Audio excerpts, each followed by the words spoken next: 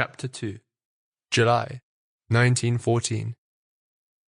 The war on the Eastern Front began with the Austrian invasion of Serbia in July 1914. It would progressively grow to encompass a vast geography from the Baltic to the Black Sea, and from the Carpathian Mountains to the Caucasus.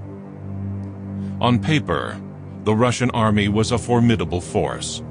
It had at its disposal 1.2 million men, organized into 70 infantry and 24 cavalry divisions. It possessed an arsenal of almost 7,900 field guns, howitzers, and heavy guns. The German General Staff referred to it as the Russian steamroller. It seemed, at least on paper, that their fears were well placed.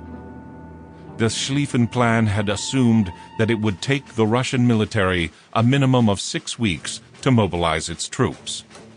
In that period, he had reasoned the German military could knock France out of the war before then turning to deal with the Russians. In less than 3 weeks, however, the Russian First and Second Armies had begun to advance into East Prussia. The German military had always anticipated the possibility of a rapid Russian advance. This advance had started earlier and was more rapid than expected. In a panic, the General Staff brought General Paul von Hindenburg out of retirement and transferred General Erich Ludendorff along with 3 corps, 75,000 men, from the Western Front. Badly outnumbered, Hindenburg and Ludendorff decided to attack each of the Russian armies in turn. In Tannenberg, they surrounded the Russian Second Army, and over 7 days systematically destroyed it. Out of a force of 180,000 men, 60,000 were either killed or wounded. 100,000 were captured, and 10,000 escaped. The Battle of Tannenberg remains one of the most lopsided victories in the annals of warfare.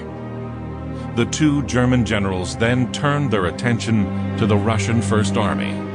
Hindenburg attempted to outflank the Russians and surround them in the area of the Mazurkan Lakes, but they were able to execute a fighting retreat back to the protection of their border forts.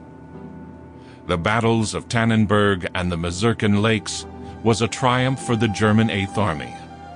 In the space of a month, they had destroyed the Russian Second Army, badly mauled the Russian First Army, and ejected all Russian troops from Russian soil. The Russians fared better in the south. Sample complete. Ready to continue?